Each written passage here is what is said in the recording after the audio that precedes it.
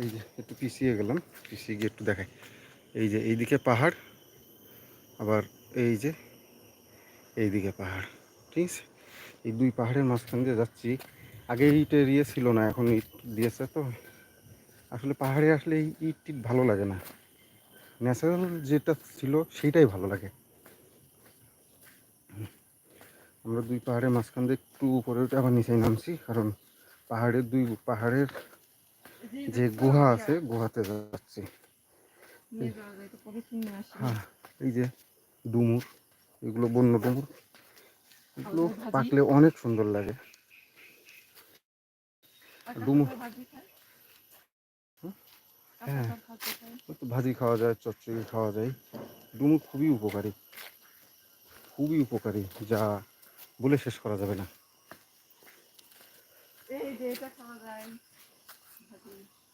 কোনটা?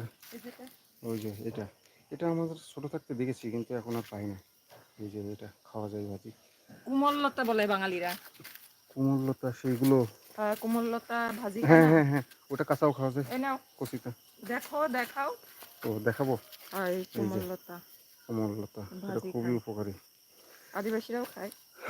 আসলে প্রাকৃতিক সবই খাওয়া যায়, শুধু জানা লাগে যে কীভাবে খেতে হয়। কারণ এমনি এমনি তো কোনো কিছু সৃষ্টি হয়নি, সব কিছু এই যে এখান থেকে ভেঙে যাচ্ছিল। এই বৃষ্টি ইয়ে তো মনে হয় ভেঙে যাচ্ছিল, এই কারণে এটা ইয়ে করছে। দেখেন ওই যে যে ঝর্ণাটা উপর থেকে দেখিয়েছিলাম, ওই ঝর্ণা দিয়েটা এখান থেকে যাই একটা, আর একটা ওই অন্য দিক থেকে আসে। ওনার সাথে তখন উফ, মশা, পাহাড়ের ভিতরে মশা। ছোটো একটা ব্রিজ, এটা আগে বাঁশ দেওয়া ছিল, এখন ব্রিজ করছে। এই যে দেখেন এইখান থেকে আসে। ও দেখি যাওয়া যাবে কিনা ওইদিকে। হ্যাঁ যাওয়া যাবে, তবে একটু রিস্কি রিস্কি মনে হচ্ছে, তারপরেও যাই। এইদিকে রিস্কি না। এই যে একটা পাহাড়ের গুহা, ভালো করে না দেখালে তো বুঝতে পারবেন না।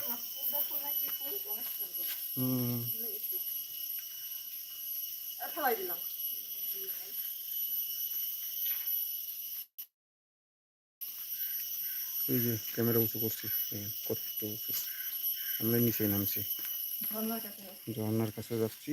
এখান থেকে সুন্দর আওয়াজ শোনা যাচ্ছে। ঝর্নার সুন্দর আওয়াজ, সাথে আছে বিভিন্ন পোকামাকড় পাখির চিঁচি শব্দ, যা মন ভরিয়ে তোলে।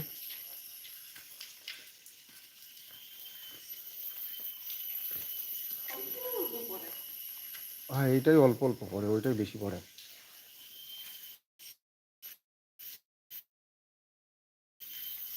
এই যে এখান থেকে না, এই যে ন্যাচারাল।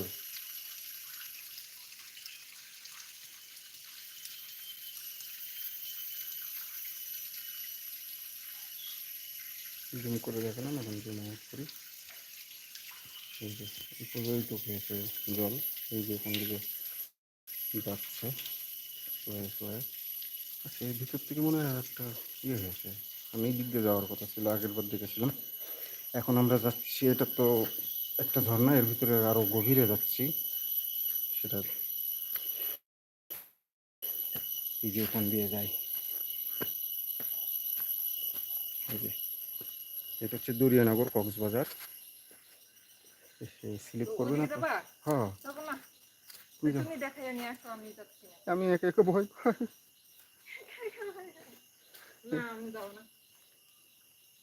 এই যে এখন এই যে আমার মিসেস যেতে চাচ্ছে না, তাই বাধ্য হয়ে আমাকে একা একা যেতে হবে, শুধু আপনাদের দেখানোর জন্য, যাতে আপনারা কখনো কক্সবাজারে আসলে এইগুলোকে মিস না করেন।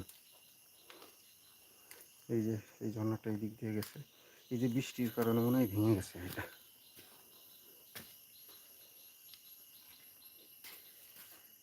এখন সৃষ্টিকর্তার নাম নিয়ে যাই ভেতরের দিকে। এই যে ও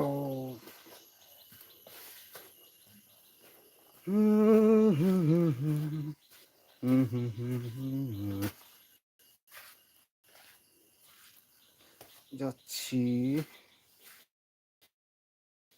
এই যে এখানে আছে প্রাকৃতিক পরিবেশে